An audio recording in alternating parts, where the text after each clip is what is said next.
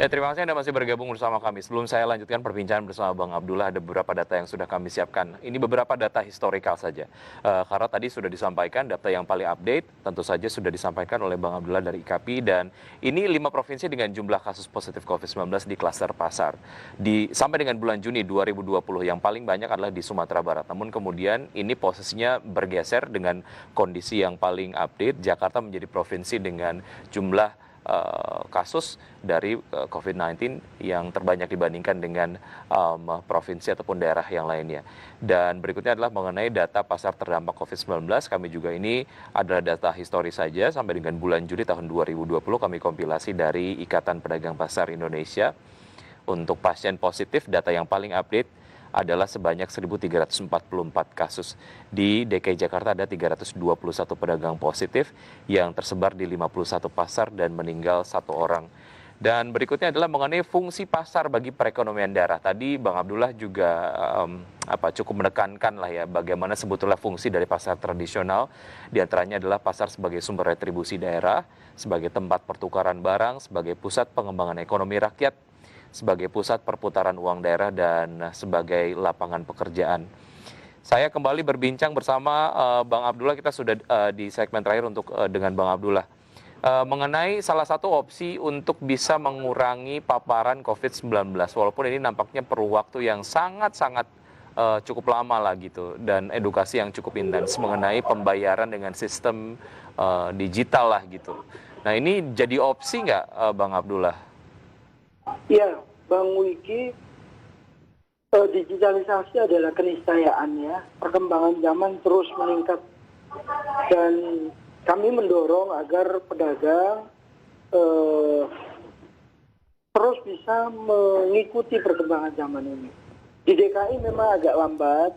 Saya kebetulan hari ini saya ada di Pasar Cipanas. Saya didampingi oleh Pak Niko, Ketua IKAPI Cianjur. Kami melihat beberapa potensi kemungkinan dilakukan itu sangat tinggi.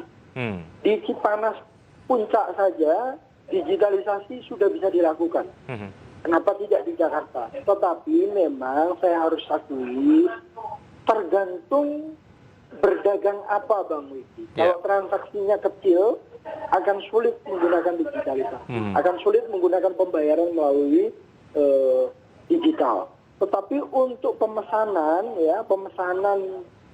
secara langsung melalui online, aplikasi online, itu di Cipanas pun sudah berlangsung ya.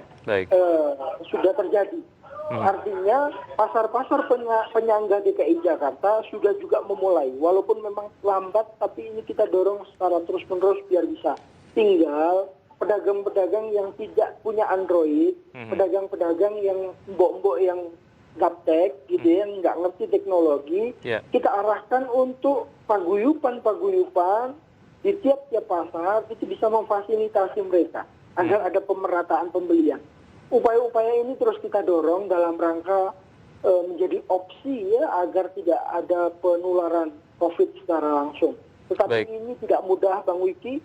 Kami butuh waktu untuk melakukan itu, dan kami akan terus mendorong melakukan itu dengan sosialisasi dan edukasi yang efektif kepada. Ya, Bang Abdullah, sebetulnya makin banyak pertanyaan yang saya ingin tanyakan kepada Anda, namun waktunya sangat-sangat terbatas. Terima kasih sudah bergabung bersama kami di Market Review.